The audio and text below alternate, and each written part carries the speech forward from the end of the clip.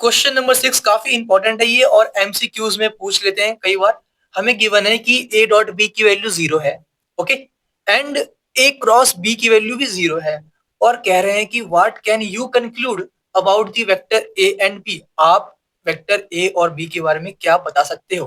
क्या आपने इसके हेल्प से समझा कि वेक्टर ए और वेक्टर बी की क्या नेचर है, कैसा है? ठीक है, ये पूछ रहे हैं बस। तो कैसे फाइंड करेंगे? तो हम सोचेंगे पहले कि ए डॉट बी अगर 0 है तो हमें क्या पता चल रहा है?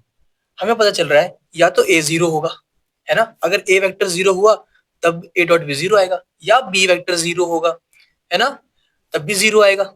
डॉट प्रोडक्ट, या दोनों के दोनों क्या होंगे? परपेंडिकुलर होंगे। हम जानते हैं, हमने पढ़ा था कि अगर ए वेक्टर नॉन जीरो है, B vector non zero vector है और इक्वल टू 0 आ रहा है, dot product if and only कब आता है?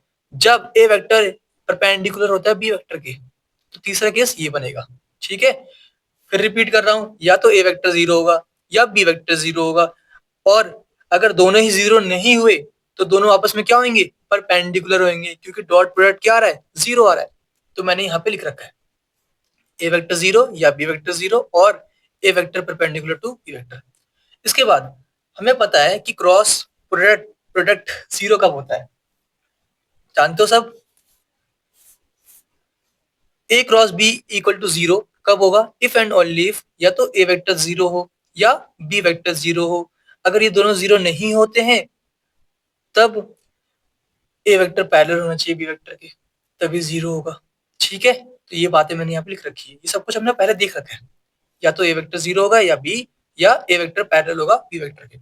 ओके, ये दो बातें बन रही है।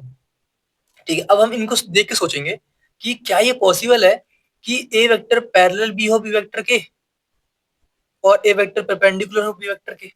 सोचो साथ में, पॉसिबल है? तो आंसर नहीं है। मैं ऐसा क्यों कह रहा हूं? मैं इसलिए कह रहा हूं कि इस केस में अगर ए वेक्टर और B vector non zero vector हुए तब ये बनेगा, है ना, मतलब ए वेक्टर भी जीरो वेक्टर नहीं है, बी वेक्टर भी जीरो वेक्टर नहीं है, और 0 आ रहा है डॉट प्रोडक्ट हमारा, मतलब क्या था? ए वेक्टर परपेंडिकुलर बी वेक्टर के।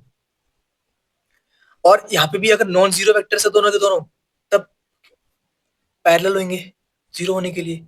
तो दोनों चीज साथ में नहीं हो सकते कि परपेंडिकुलर भी हो कोई दो वेक्टर और पैरेलल भी हो, ये पॉसिबल नहीं है। इसका मतलब क्या है? A vector and B vector can't be perpendicular and parallel simultaneously, मतलब साथ में हो ही नहीं सकते भाई। ये बातें मैंने यहाँ पे लिख दी है। ओके, इसका मतलब क्या बना कि या तो ए वेक्टर 0 होगा या बी वेक्टर 0 होगा, क्योंकि ये दोनों 0 में कोई ना कोई एक 0 होना ही पड़ेगा। ठीक है, क्योंकि डॉट प्रोडक्ट और क्रॉस प्रोडक्ट 0 आना चाहिए। तो आंसर क्या आ गया? हेंस ए वेक्टर 0, और लिखा है यहाँ पे, या तो ए वेक्टर 0 होगा या बी वेक्टर 0 होगा। ये हमारा आंसर कंप्लीट हो गया। मैं फिर भी एक बार फिर रिपीट कर रहा हूँ एक बात छोटी सी। देखो, ए वेक्टर बी वेक्टर अगर नॉन जीरो वेक्टर हुए, मतलब ए वेक्टर की वैल्यू नॉट इक्वल टू 0 है, बी वेक्टर की वैल्यू भी नॉट इक्वल टू 0, मतलब जीरो वेक्टर की बात कर रहा हूँ मैं। ठीक है, जीरो वेक्टर बोल लो या 0 बोल लो, एक ही बात है। नॉन जीरो है तब ये परपेंडिकुलर होगा, ये पैरेलल होगा इक्वल टू 0 होने के लिए। लेकिन कोई वेक्टर परपेंडिकुलर और पैरेलल साथ में नहीं हो सकते, इसलिए इसलिए इनमें से कोई एक सेटिस्फाई होगा, या तो ए वेक्टर 0 होगा या बी वेक्टर 0 होगा। ठीक है, ए वेक्टर 0 या बी वेक्टर 0 हो सकता है, दोनों ही 0 हो, तब भी सेटिस्फाई करेगा। ओके, तो ये हमारा आंसर कंप्लीट हो गया। आपको सिर्फ ये बातें लिखनी है पेपर में और आपका नंबर पूरे मिल जाएंगे। ओके।